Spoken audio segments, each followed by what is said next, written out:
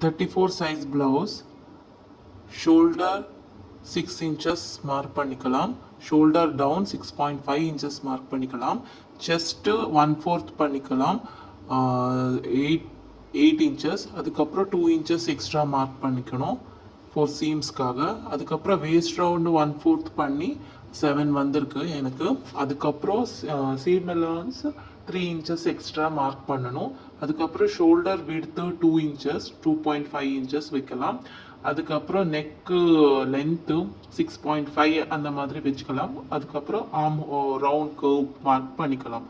அதுக்கப்புறம் back neck full length 10 inches. அதுக்கப்புறம் அது விட்த்து 3 inches மார்க் பண்ணி க்ராஸாக ஒரு லைன் போட்டுக்கலாம். அதுக்கப்புறம் ஸ்ட்ரெயிட்டாக ஒரு லைன் போட்டுக்கிட்டு கட் பண்ணிக்கலாம். ஆர்ம் ஹோல் கர்வ் மார்க் பண்ணிக்கோங்க. பேக் சைடில் 1 inch கர்வ் வைக்கணும். அதுக்கப்புறம் நீட்டாக கட் பண்ணிக்கோங்க.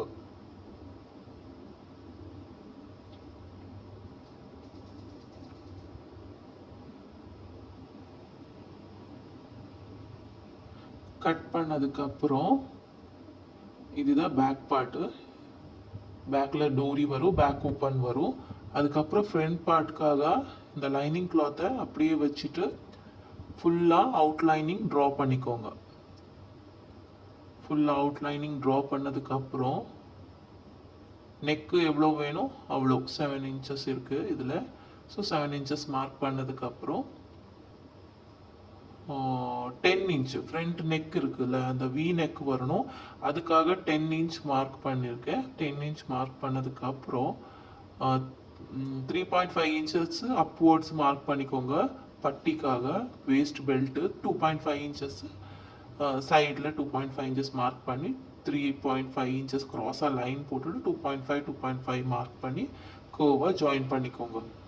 அதுக்கப்புறமா அதை மிட் பாயிண்ட் எடுத்துக்கோங்க.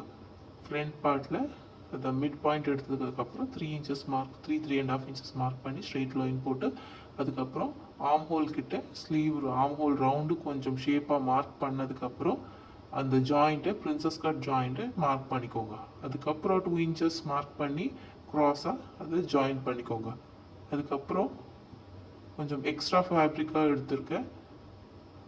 அதுக்கப்புறம் கட் பண்ணிக்கோங்க நீட்டாக.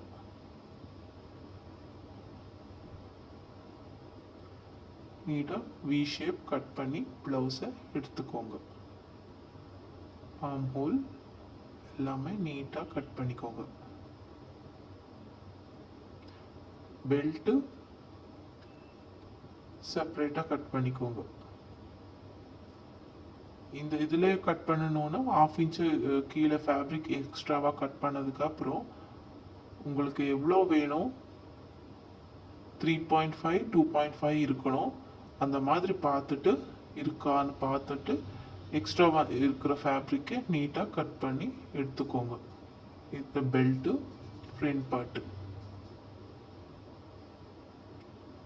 இதுதான் ஃப்ரண்ட் பார்ட்டு. அதுக்கப்புறம் அந்த ஜாயிண்ட் வரும் உங்களுக்கு நெக்கு கவராக இருக்கிறதுக்காக அந்த ஜாயிண்ட் வரும். அதுக்கப்புறம் ஃபேப்ரிக்கை மெயின் கிளாத்தில் வச்சுட்டு ஜஸ்ட்டு கட் பண்ணி எடுத்துக்கோங்க. அதுக்கப்புறம் ஸ்டிச் பண்ணுங்க, எல்லாமே ஜாயின் பண்ணிக்கோங்க. இந்த ஃப்ரண்ட் பார்ட்டு எல்லாமே தனித்தனியாக செப்பரேட்டாக வச்சுட்டு அதுவும் கட் பண்ணி எடுத்துக்கோங்க. பெல்ட்டு 6 பீஸ் வேணும்.